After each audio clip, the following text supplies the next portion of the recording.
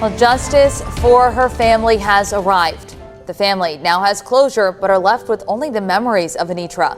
And this is just sad for both of the families. Sending prayers. This is how you're reacting online after a jury handed down a verdict in the murder trial of the 2020 death of Fort Valley State University student Anitra Gunn, the man accused of strangling and killing Gunn on Valentine's Day back. While most people were planning romantic dinners or buying last-minute flowers, something horrifying was unfolding. That morning, friends of 23-year-old Anitra Gunn started receiving text messages from her phone. Sierra Stewart got one. So did David Scoot Howard. The messages talked about hookups and plans that seemed completely out of character. Both of them immediately felt something was off. This wasn't how Anitra communicated. This wasn't her voice. These weren't her words. They tried calling her back. No answer. They tried texting. Nothing. Just silence. Anitra Gunn was a senior at Fort Valley State University. She worked as a server, putting herself through school, building toward graduation, and the future she planned for herself. She had close friends who genuinely cared about her. She had a father, Christopher Gunn, who loved her deeply. She had goals and dreams that were within reach. But Anitra also had a complicated relationship with Demarcus Little, a U.S. Army sergeant. Their relationship was turbulent on again, off again, filled with problems that made the people around her uncomfortable. There had been threats. There had been manipulation. There had even been vandalism at her home that pointed to trouble in that relationship. The people who knew them both could see the red flags waving. Valentine's Day morning, somewhere between 8:30 and 11 a.m., those suspicious texts went out from Anitra's phone. Her friends knew immediately that something was deeply wrong. When Christopher Gunn couldn't reach his daughter, he reported her missing to the Fort Valley Police Department. Officers began searching. They located her car, Chevy Cruze, and it was damaged. Then came the discovery that would shatter her family and community forever. Police found Anitra's body in the woods near Greer Road. She had been strangled. Her killer had tried to hide her under brush, concealing what they'd done. The investigation into who killed Anitra Gunn was about to reveal a Valentine's Day story that had nothing to do with love and everything to do with control, rage, and murder. Before we continue, if you've ever had concerns about someone in a relationship that seemed controlling or dangerous, share your experience in the comments. Sometimes speaking up can save a life. What happened in those early morning hours? How did investigators piece together the truth? Let's hear from those who were there. We're going to begin tonight with an investigation that has had new developments every single day this week, and we've been on top of this one. First, it was a missing persons report. Now it is a murder case. And of course, we're talking about the disappearance and death of Fort Valley student Anitra Gunn. And tonight, the Atlanta native's boyfriend is charged with killing her. Hope Ford has the latest details in this investigation. My son's never done anything in the morning. He didn't do this incident. Demarcus Little's father defending his son in court. At first, Little was only charged with property damage, accused of vandalizing Anitra Gunn's car and apartment before she disappeared. Little was granted a $10,000 bond, but before he could post it, the GBI released this information. During the investigation, enough information was developed that gave us probable cause to obtain an arrest warrant charging Demarcus Little with malice murder. The GBI didn't give details on the new evidence, and Gunn's cause of death is still pending the outcome of the autopsy. Investigators found the Atlanta native's body in the woods Tuesday near Fort Valley, her body covered with sticks. Detectives say they received thousands of tips on the case and increased manpower. Probably 75, 100 people have been working on this case all week. Little asked for a lawyer and has not been interviewed again by police since the new charge. All right, Hope Ford joins us now. The GBI says that Little is now charged with malice murder. What does that mean? So I talked to longtime defense attorney Daryl Cohen, and he told me basically malice murder means murder was the sole intention. So someone planned to kill someone, no matter if they planned it for a few seconds or for a long time. And it can carry a life sentence and the death penalty depending on how heinous the crime actually was. So Little is going to have another hearing in the coming days, and police are still trying to track down some evidence, including the missing right bumper of Gunn's car. Okay, and of course we're going to stay on top of this one. Thanks a lot, Hope. Andre Little, ANDRELITTLE. And you're Mr. Little's father? Yes. And are you mom? Stepmom. Okay. So just, after sitting through this hearing and hearing your son is a person of interest also in Miss Anitra's death, what do you want to tell people? Basically, You know, we're here today for granted bond hearing for criminal damage to property, and we're just glad that he was granted bond for that particular matter, and so he can get back to his career in the United States Army. But as far as it just hurt me to see him come in shackles like that, like he's a criminal. My son's never done anything to anyone. He didn't do this incident. I can sympathize with the family, I truly do. I have daughters. I even have one in college, and something like that would happen to her, I would be devastated. But my son didn't do this. He was raised the right way. He's not violent, never been in a fight, never having a criminal background. He's a good kid, a good soldier, serving our country proud. And do you know how long they had been dating or together? They started dating last year, and it was kind of on and off, but they cared very deeply for each other. And had you guys met her? Like, had she come to family functions? Yes, she'd been to the house a few times, took pictures, and she told us a little about her background. You know, her father raised them, her mother passed young, the same way as my son. Their mother passed young, and I and my wife raised them, raised all 7 of our children. And, you know, so she was a very intelligent, smart young lady. And I'm very sad that this happened to her. And I hope they find the killers soon, whoever did this to her. She didn't deserve that, but my son didn't do this. Has your son told you where he was after he last saw her? He was at his aunt's residence. He was at his aunt's residence. He texted me. She texted me around 12:13 last Friday on Valentine. Then wished us a happy anniversary. And he came to our residence a couple hours later. After that, we was in Atlanta, and he stayed up for a little while with his sisters. Yeah. And you live in Atlanta, or no? We live in Warner Robins. Gotcha. Warner Robins. Gotcha. Do you have any other questions, Tim? Okay. Is there anything else you guys want to say? I know we've been. We're just glad he's going free, so he can go back to his post and start his career, and kind of get this behind him. It's not over with yet, but we totally support him. We know he's innocent.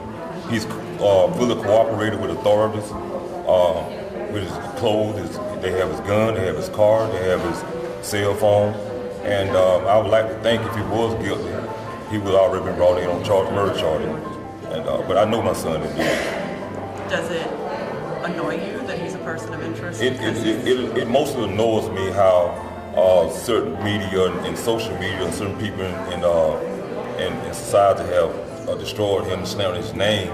They don't really know the real Demarcus Little. The real Demarcus Little is a very humble young man. He made sergeant 3 years in the United States Army. He doesn't have anything on his background, any blemishes, nothing. Nobody can't say nothing bad about my son.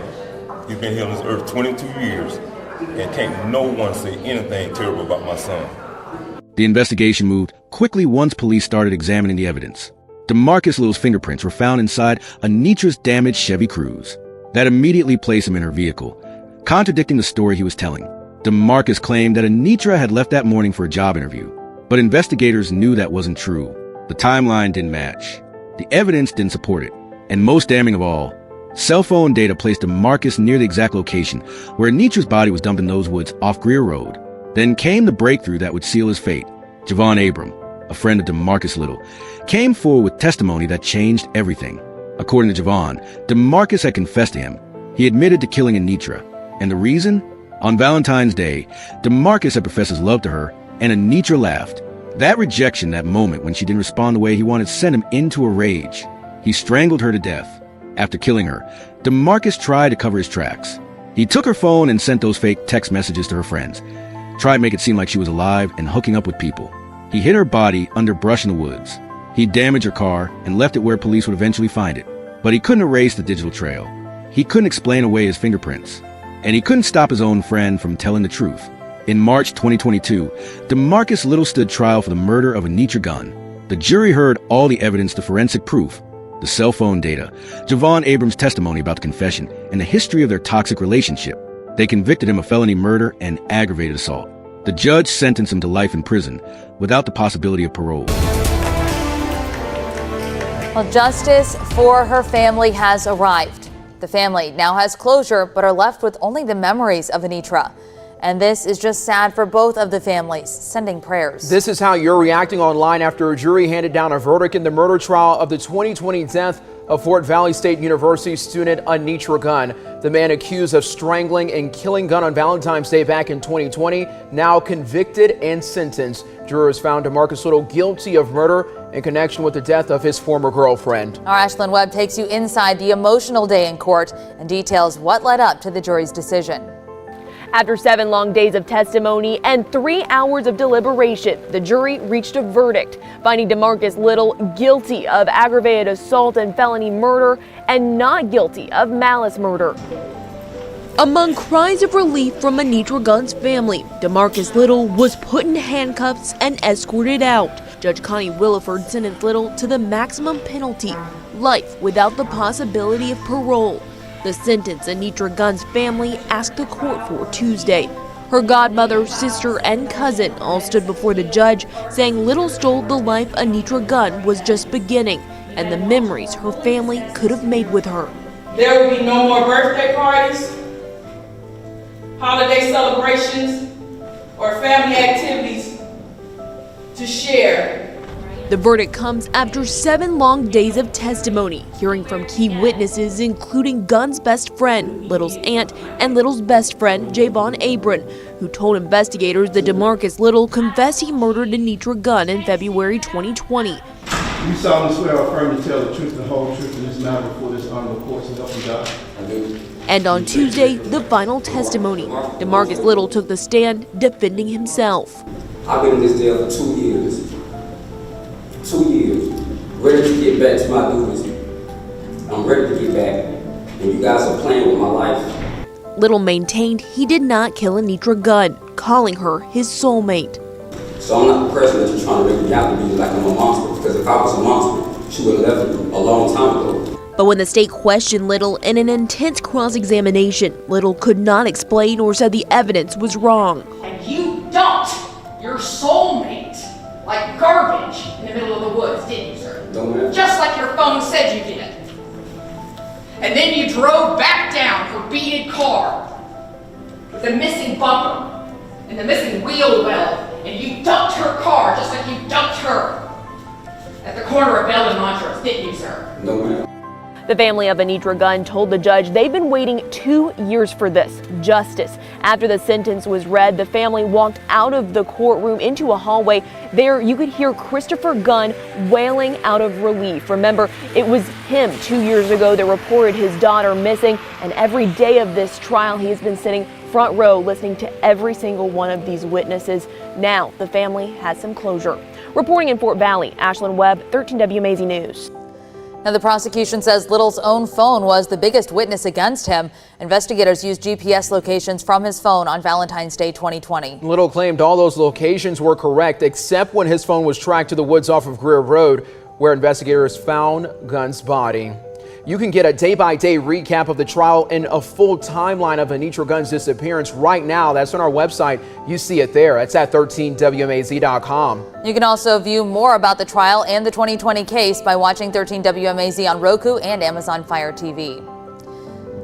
Javon Abram faces own legal consequences for making false statements to investigators and for helping to conceal Anitra's death. Christopher Gunn finally had answers about what happened to his daughter, though no verdict could ever fill the void she left behind. So what can we take away from Anitra's story? First, trust your instincts. Anitra's friends Sierra, Stewart, and David Scoot. Howard knew instantly that those text messages weren't from her. They recognized that something was wrong because they truly knew her. When you see warning signs in someone's behavior or in a relationship around you, don't ignore that feeling. This case also forces us to confront the reality of relationship violence. Anitra wasn't killed by a stranger who attacked her randomly on the street.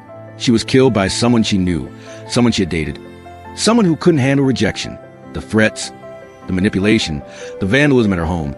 These were all escalating behaviors that pointed toward danger. Violence in relationships doesn't appear out of nowhere.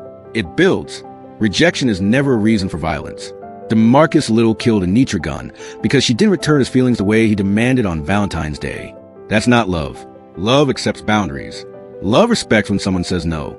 What Demarcus felt was possession, control, obsession, and when he couldn't have what he wanted, he destroyed her. If you're in a relationship where someone is threatening you, isolating you from friends and family, monitoring your movements, or making you afraid, please understand that these are serious warning signs. If someone you care about is in that situation, reach out to them. Let them know you see what's happening, and that help is available. What do you think could have prevented this tragedy? Have you ever witnessed warning signs like these in your community? Let us know in the comments below. And if you know someone who needs to hear this message, please share this video. Anitra Gunn was 23 years old. She was weeks away from graduating from Fort Valley State University. She was working hard as a server, supported herself, and chasing the future she'd worked for. She had friends who loved her and a father who treasured her. She deserved to walk across that graduation stage. She deserved to build the life she planned. She deserved so much more than what happened to her on February 14th, 2020. Valentine's Day should have been about celebrating connection and affection. Instead, it became the day Fort Valley, Georgia lost a young woman full of potential. Anitra's story is a devastating reminder that the person who poses the greatest threat can be the one who claims to love you the most. But her story is also a call to action. Recognize the signs. Support the people in your life who are in danger. Speak up before it's too late. Don't let fear or discomfort keep you silent when someone's life might be at stake. Thank you for watching and helping us share Anitra's story. If this video opened your eyes or touched your heart, please hit that like button and subscribe to True Crime Tower. We've linked domestic violence resources in the description below. Stay safe. Look out for each other, and we'll see you in the next one.